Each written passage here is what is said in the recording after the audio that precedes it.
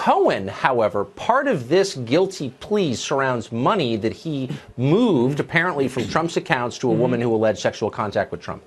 That's a very common scenario among famous people. As you know, we've seen a lot of that in the last year. People paying off women who say they had sexual contact with the affluent person.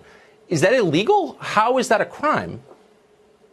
Well, itself, it's not a crime. And if the president had paid it directly, it wouldn't be a crime.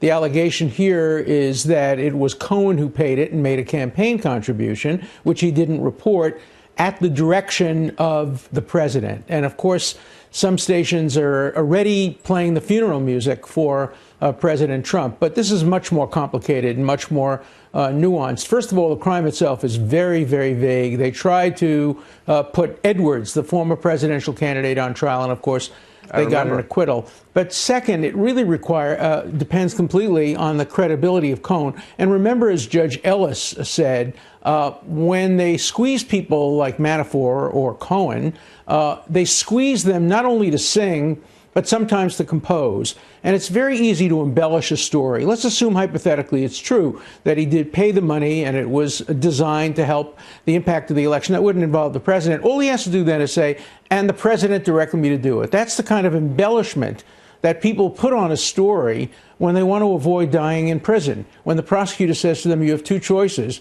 You'll die in prison, or you can give me a story that I can use to go and get the president. I'm not suggesting that happened here.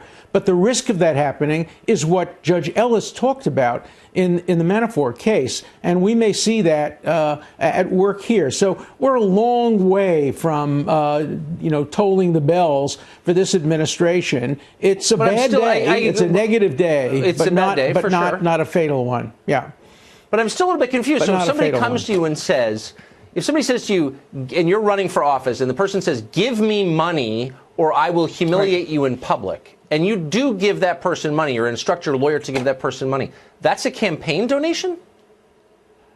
Not if you make it yourself. But if somebody else pays the money in order to influence the outcome of the election, it is technically, perhaps, a violation of the election laws. That's what they try to get Edwards on. It didn't work. They got an acquittal and hung jury, and they never tried him again. But, again, violation of election laws are regarded as kind of jaywalking in the realm of things about elections. And there are so many of them. Every administration violates the election laws. Every candidate violates the election laws when they run for president. Usually they pay a fine, something like that happens. Here they're trying to elevate this into an impeachable offense or a felony against the president. Look, they may name the president as an unindicted co-conspirator. They did that with Nixon. Even back then, I complained about that because naming somebody as an unindicted co-conspirator is very unfair because he has no opportunity to defend himself or herself. And yet that may happen. So this is the beginning of a story that will unravel over time, but it's not nearly as deadly lethal as some have portrayed.